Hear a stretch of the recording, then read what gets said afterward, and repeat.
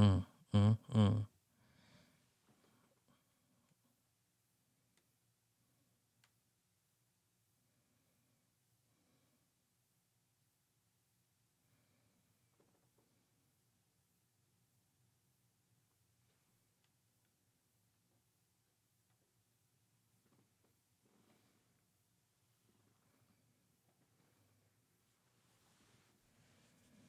Mm, mm, mm.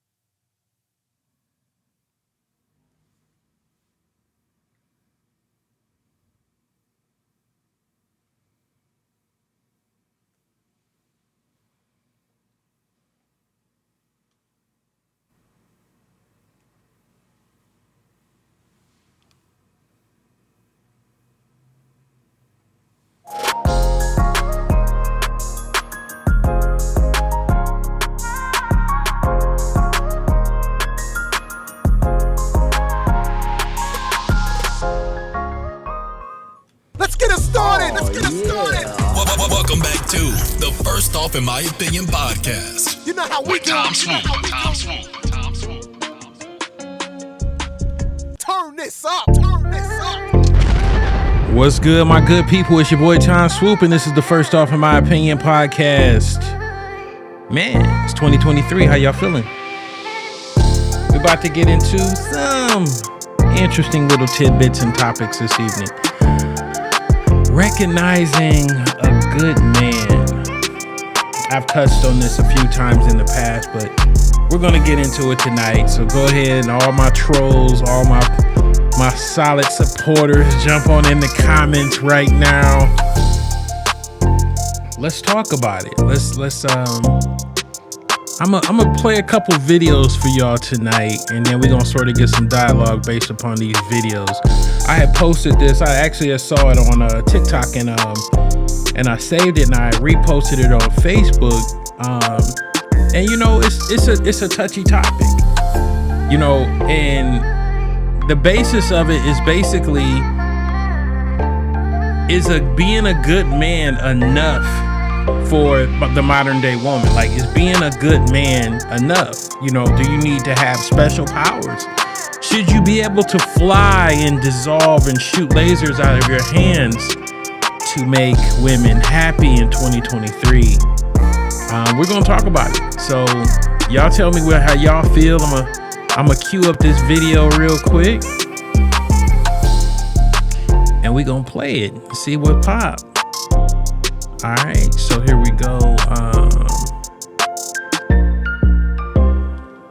right, cut the music. Boom, boom, boom. And here we go. Sometimes a woman can talk her out of a relationship. You can talk. We do that. Yes, we will talk. I'm gonna say something, and this might ruffle little feathers. I don't think just being a good man is enough. to stay in a relationship with them. But when I say a good man, I mean like he's good.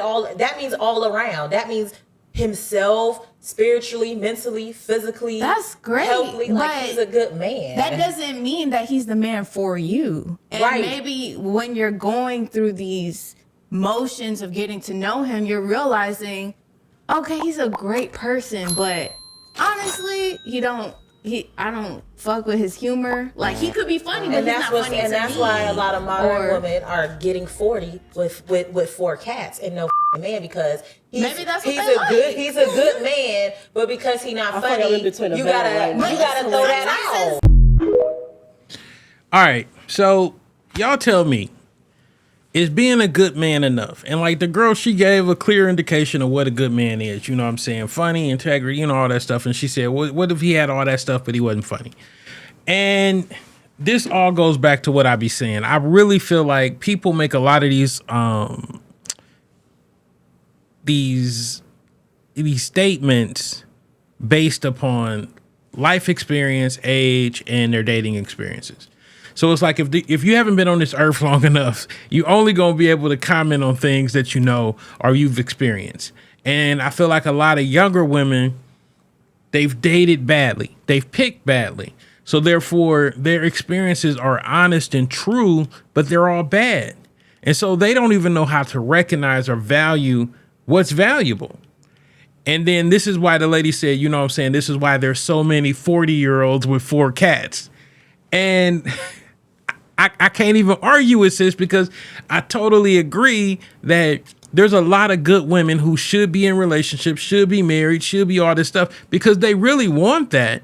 Now, don't get me wrong. There's some people who have no aspirations to be in a relationship, get married, or whatever.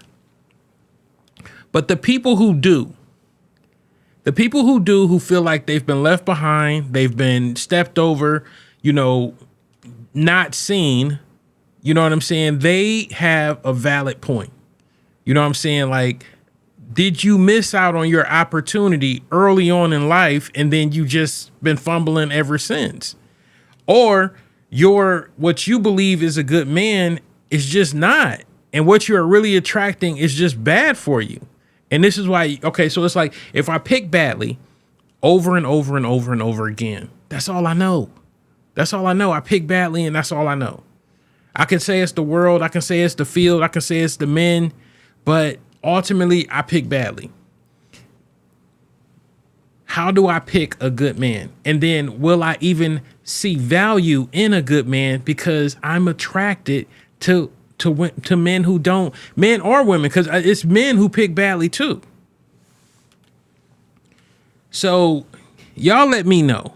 Y'all let me know in the comments. What is it? Which one is it? And, you know, it's another video I want to play, because I really feel like we've got to get into this. All right, all my people on TikTok, love y'all. We did big numbers last night. Last night, we had the whole squad on my channel, first off, in my opinion, on TikTok. And we had over 8,000 viewers last night. Facebook don't do them numbers. They don't. I literally record my podcast on there, because Facebook just don't love me like that. But TikTok, yeah, they're my cousins. But let me play this other video, because this video, all right, it doesn't really correlate to the previous video, but it's going to create a line of dialogue that I feel like is important. So we get to this whole situation of picking a good man, or do we even know how to recognize a good man? What a man has true value to a relationship. So now you get the man. You have this man of value. He's now your husband. How do you handle him? How do you date a good man if all you've done in the past is have men who, you know, didn't value you, didn't value what you have, what you were building, or whatever, or lack thereof? You weren't building anything. How do you value that? Right? How do you understand how to handle a high value man, or a man that's really there to help you, to empower you, to encourage you, to strengthen you, to support you Like, how do you do it if you've never been in a situation like that? And what I run into more times than not, a lot of women have never had that type of man in their life. I'm not even talking about relationship wise. I'm talking about just in their family, like in their lives, period. So therefore, they really can't understand or comprehend what to do. I've had so many women fumble me. Not saying I'm even perfect or anything like that, but I mean, I would say I have awesome intentions when I'm trying to do something with a woman. But they fumble me and they tell me why. They like, I've never done this before. And you know something, sometimes you be like, well, man, you know, get me out of here. But, you know, sometimes you got to sit back and be like, all right,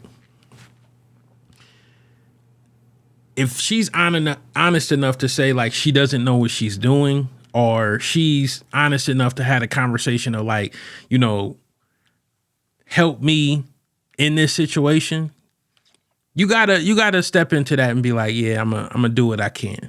But at the same time, ignorance in a job can only be tolerated so long. If you know what I mean. Like, you know, I can't, like, I've literally had situations where like, teach me how to be your woman. And I'm like, you are older than me, woman. But then I go back to the fact, if you've never had healthy relationship history, if you've been treated badly for years,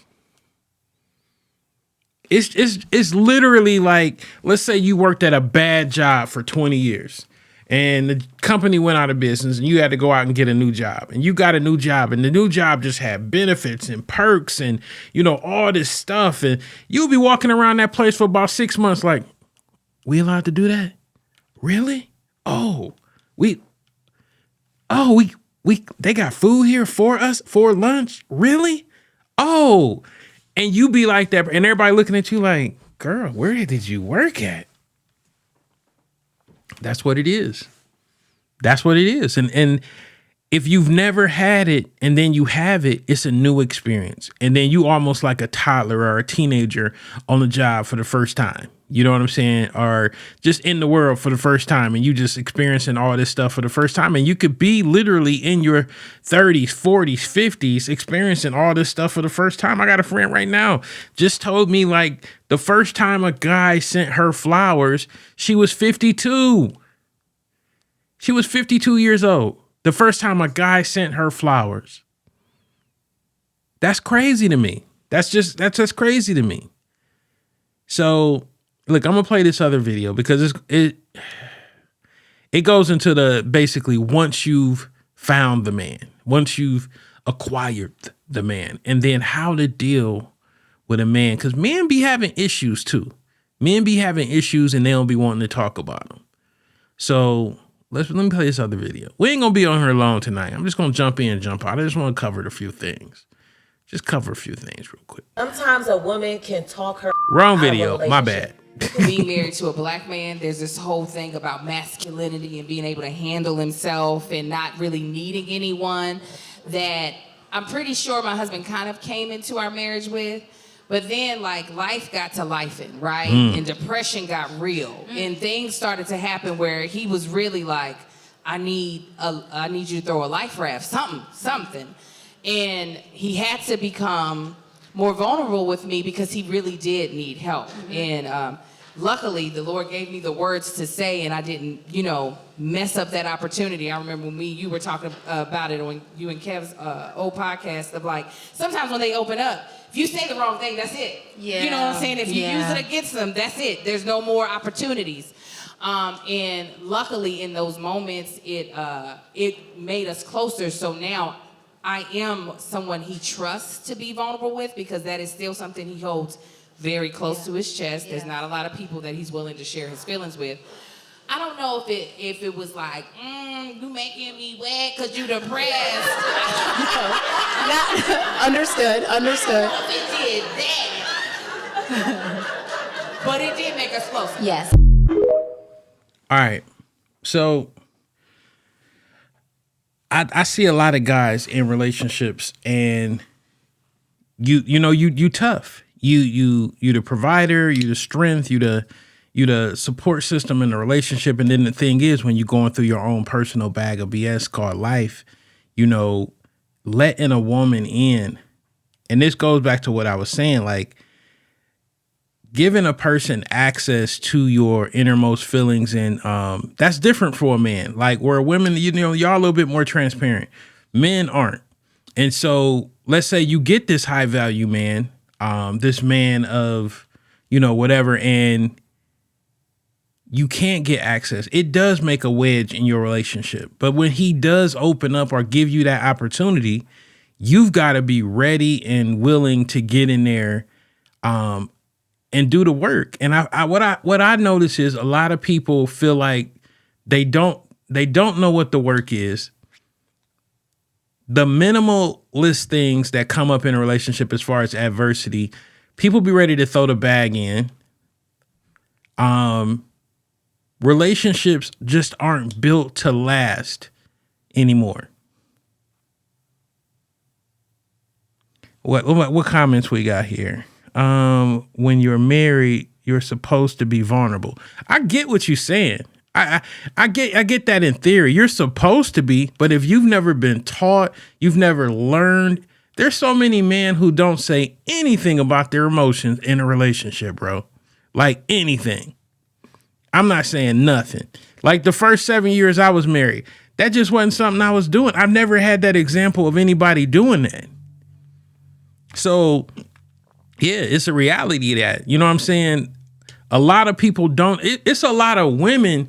Like the one thing I've learned, on my pilgrimage through singleness is that there's a lot of women with low emotional intelligence. They don't know how to communicate. They don't know how to talk about their feelings. And so I see what they've been saying about men for years, because I see it now. I'm talking to women and I'm like, dang, you really can't. You can't even tell me if you, besides saying the word happy or sad, they don't know how to talk about anything in depth with any emotional intelligence because they've never had these opportunities to have the conversation, period.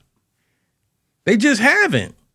And it's crazy because it's like 2023 and it's so many resources. It's therapy, it's TV, it's YouTube, it's so much stuff that you have access to get better. But the thing is, you can't get better if you don't know you're not doing it right. And that's what I feel like everybody think they're okay and they're just fumbling through life and they're wondering why these situations keep happening to them. They keep happening to you because you're not ready. You're not aware. You're not open to the opportunities and resources that can actually benefit you. Everybody's keep lying to themselves saying that they're okay. You're not okay. If you keep having the same situation, if things keep blowing up in your face the same way, relationship after relationship after relationship, yeah, you need to get some help. And once you get the help, you got to be honest about the help. You cannot lie in therapy. You can't. I know so many therapists who say like it takes 3, 4, 5 sessions for them to just stop lying. Stop lying in therapy, people. You just have to. There's no progress you're ever going to make in therapy if you're lying to yourself. Your relationship is going to suffer. You're going to suffer. And the thing is, it's not about being right or wrong. It's about being truthful and attacking the problem. So I say all that to say, like, I be thinking some of the problems people have are very simple, but it's just like riding a bike. What's simple to one person is difficult to another. And so for me, I can pick up a bike, get on it, ride. For another person, no matter how old they are, it's trouble. They gonna fumble, they gonna fall. And then it's like they're embarrassed. They're embarrassed. They're in a relationship, embarrassed to talk to their partner about what's going on. Did a video the other day about cheating. Did that video because I got an inbox on TikTok about a lady who was going through a situation and she basically was getting cheated on, but it was emotional cheating. Like her significant other wasn't physically having sex with another person, but emotionally You know how people be always saying like they got a work wife or a work husband? Her significant other had a work wife that was entirely in their life, like in their business, everything. Like he ran everything past this woman. Everything. Now, I felt indifferent when I responded because one hand, I was like, so how is y'all's relationship? And she's like, it's good. He really gets me. But then on the other hand, I'm like, are you mad that this woman has access? Because it sounds like this woman is actually benefiting your relationship. When I said that, she ain't want to hear that. She ain't want to hear that part. But I get where she going. When you in a relationship with somebody and you have certain barriers of trust, you cannot be discussing certain things with people outside of the relationship. You just can't. You just can't. And I get sometimes we need an outlet, so go to therapy. But but the thing is, this coworker was operating basically as a therapist, as a life coach, as an advisor, as everything. Like he ran everything. Like, what should I get her for her birthday? What trip should we go on? Like everything. She was like literally his personal assistant to his relationship. And so she saw in his phone, like all of their messages back and forth when he's not at work. And then she only imagines what they talk about at work. Tough situation because I see both sides of it. I see her actually helping their relationship. And then I also see the violation that she feels because he's having these type of conversations about her. And it was very graphic. Like he was into sexual stuff with her. Like, what should I try? What should, this and the third. I personally feel like when you're in a relationship, you shouldn't seek everything from that one person. You just can't get everything. And that's what I think a lot of people try to do. They try to get everything they need from that one person.